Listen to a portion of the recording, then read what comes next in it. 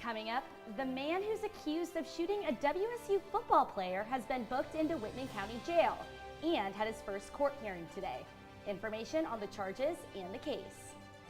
And a timeline has been set for the White Pine fire containment, when officials say that they'll contain the $17 million blaze. Coming up on Murrow News 8. From the Northwest Public Broadcasting Studios on the campus of Washington State University, this is Murrow News 8. Hello and welcome back to Murrow News 8. I'm Rachel Turcotte. And I'm Jet Hatch. This is Murrow News 8. Ja'Cory Buchanan had a court hearing in Colfax today. Buchanan was arrested in King County for shooting WSU offensive lineman Sone Falealo on September 21st. The charges are first-degree felony assault and misdemeanor fourth-degree assault. Buchanan will have his arraignment next Friday, October 10th. Pullman police have released more information on the arrest of Lee Purser Frost. Bond has been set at $5,000 for attempted burglary and malicious mischief in the third degree. Our reporter Kaya Bonilla talked to those on campus to hear their thoughts on the arrest. He was casting Harry Potter spells on people as they were walking by, which was kind of annoying.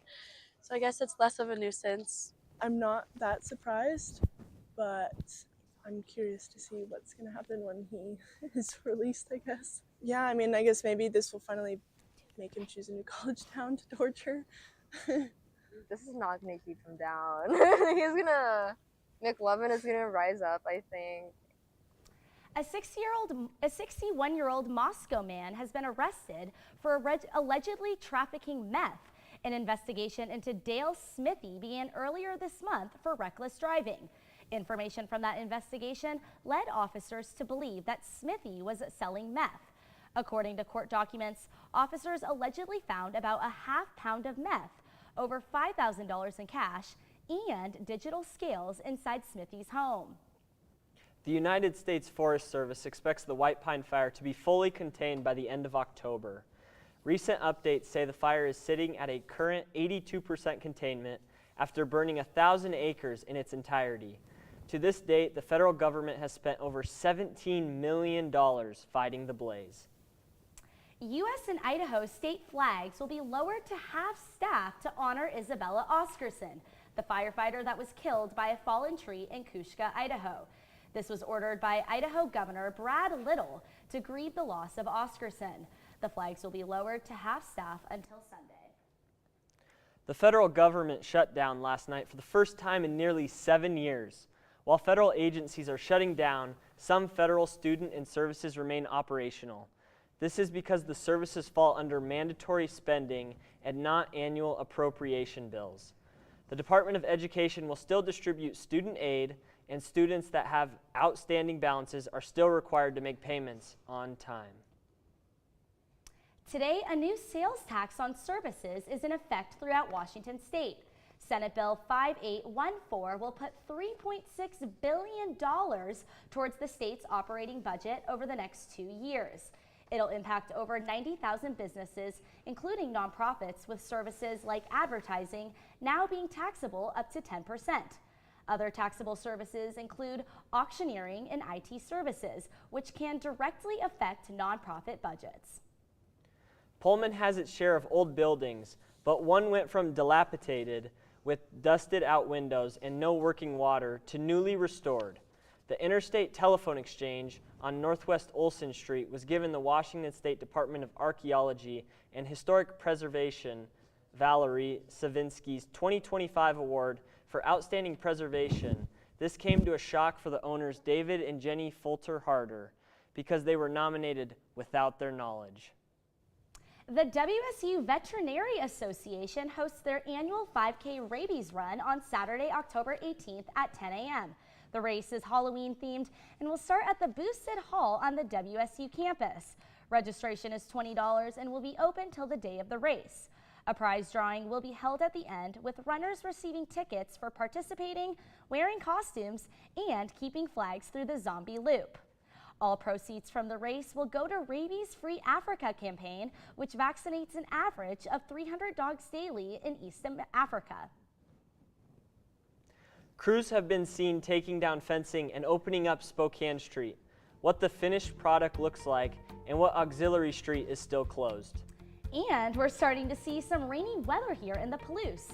We'll see if any more spontaneous showers are coming in the coming days when we come back. It feels like no matter where you look, the state of the world's getting worse. Oceans full of plastic, an endless amount of waste, an impossible task ahead of fixing our beloved planet. But change can't happen if you do nothing. So here's where you should start. Reduce. Why? Because Americans produce more than 200 million tons of waste every year, and you don't want to add to that. Reuse. Why? Because reusing and repurposing cuts back on unnecessary waste, and it gives things a chance at new life. Recycle. Why? Because recycling creates jobs. It helps our community and it helps our planet. And after doing all this, what will we be left with? We'll be left with a planet that will slowly start to heal. We'll be left with more money in our pockets. We'll be left with more opportunity for work. And most importantly, we're left with hope for the future. So reduce, reuse, recycle. Spokane Street construction on WSU campus is finally finished. So Cassidy, how's it looking with the street finally opened? Thanks, Rachel. Yeah, Spokane Street is wide open this afternoon. They made quick work of taking all of that fencing down. It's getting a fresh coat of rain onto the asphalt. But if we take a look at the video, there's a couple of cars zipping by. Some people probably haven't figured out it's open quite yet. The Schweitzer Engineering building has a couple of lanes that are closed and restricted. The street being back open is a huge convenience for students, with some students, when it was closed, having to go all the way around campus to get to their final destinations. And if you don't mind, I'm going to go take a spin on it myself. Rachel? Thanks, Cassidy. Well, Jet, it looks like it's a little gloomy and rainy out there on Spokane Street. I think we should send it over to our weather anchor, Blaine, to see what it's coming up in the next few days. Yeah, thank you, Rachel. So what's coming up is it's really going to be like sunny at the start of the day, and then it's really going to start cooling down, and you're going to have some showers later in the day. I mean, that started right now for poor Cassidy out there, but as you can see, it's going to be sunnier, it's going to be warmer. Today was 67, and it's going to get down to around 46, but you never know with Pullman, especially this time of year. For tomorrow, it's going to get to around 64. It's going to get down to 42 at night. Winds in both these days were pretty much around 5 miles per hour. It might get a little bit worse, but not too bad.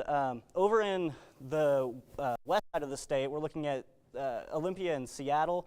We're getting to about mid-60s, a little bit higher for Seattle. Getting towards the center of the state, a little bit warmer, 67, and then 72 for Tri-Cities.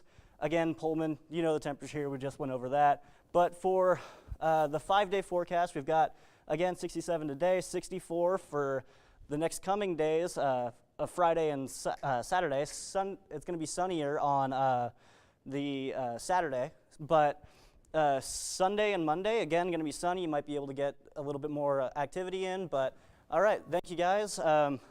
Back to Rachel and Jet at the desk. Thanks, Blaine. Coming up, 8-4 Cougar Volleyball is on a 3-game win streak. What Washington schools they'll play this week, and what history tells us about the matchups. And the Pac-12 got a victory in court. Why the judge ruled that the $55 million case against the Mountain West will continue. Stick around.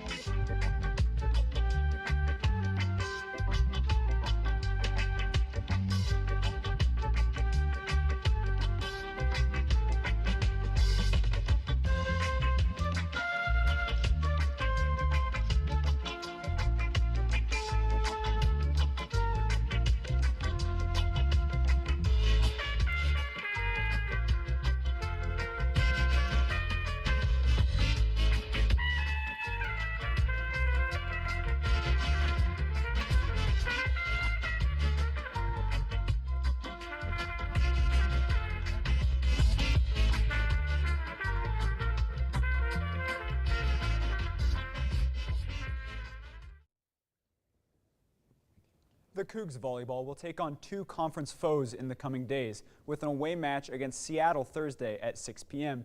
and a home match against Gonzaga Saturday at 1 p.m. WSU has history on its side for both matchups, with a perfect 3-0 all-time record against Seattle and a 36-10 record against the Zags. Also going into the weekend, the women's soccer team looks to reach 500. Away at San Diego on Saturday at 4 p.m., and the women's tennis team follow up their own invitational with a trip to Eugene to face Oregon in the Duck Invitational. The Ducks and Cougs are in a deadlock with 17-17 record dating back to the year 2000. Pullman High School swept Clarkson High School in a 3-0 match after a shaky start. Senior outside hitter Talia Harbor smacked down a kill to expand a Pullman's lead to 22-21, which helped gain Pullman's momentum back. Pullman is now ranked number 5 in the league and aims for a top 3 finish at state. The team will meet again on October 23rd in Pullman.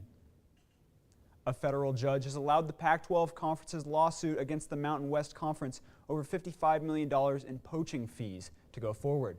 Northern California Judge Claudia Wilkin denied the Mountain West's motion to dismiss the case Tuesday. She set an initial case management conference for November 18th. Week 5 of the NFL season starts tomorrow night with an NFC West divisional matchup between the San Francisco 49ers and the LA Rams, playing in LA at SoFi Stadium. The record between these teams at SoFi Stadium are 1-1. This season, both of the teams are 3-1. Whoever will win this game will overtake the other in the NFC West standings. The MLB Wildcard Series started last night and is going full speed. The Guardians-Tigers series is tied 1-1, and Game 3 will be tomorrow at 11 a.m. Whoever will win the Game 3 will play the Mariners on Saturday. In the Cubs-Padres series, it is currently tied at 1-1. The winner of that series will play the Brewers. The Yankees-Red Sox series is currently at 1-0, with the Red Sox winning the Game 1. Game 2 of the series is going on. The game is tied 3-3 in the 6th inning. The winner of that series will play the Blue Jays, and the Dodgers-Reds series, Game 2, will start tonight at 6 p.m. The Dodgers are currently up 1-0.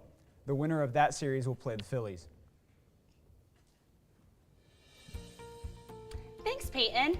Coming up, it's something that almost every student does on their way to school. Why you may want to ditch your bikes and those electric scooters today, up next.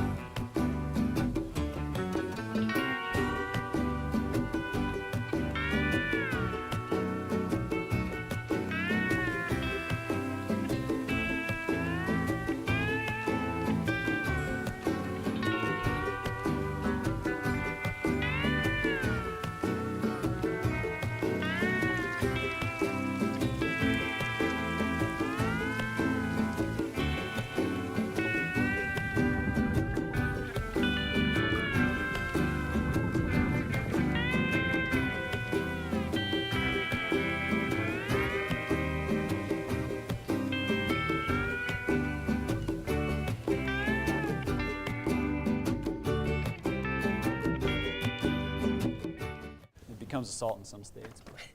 The first Wednesday of October marks National Walk to School Day, an annual event that encourages students, parents, and communities to experience the benefits of walking to school. So, did you guys walk to class today? I walk to class every day, no matter what. Yeah, me too. That's just how it is. Me three, I live at the very bottom of the hill of the soccer fields, so I get a nice incline every day when I walk to class.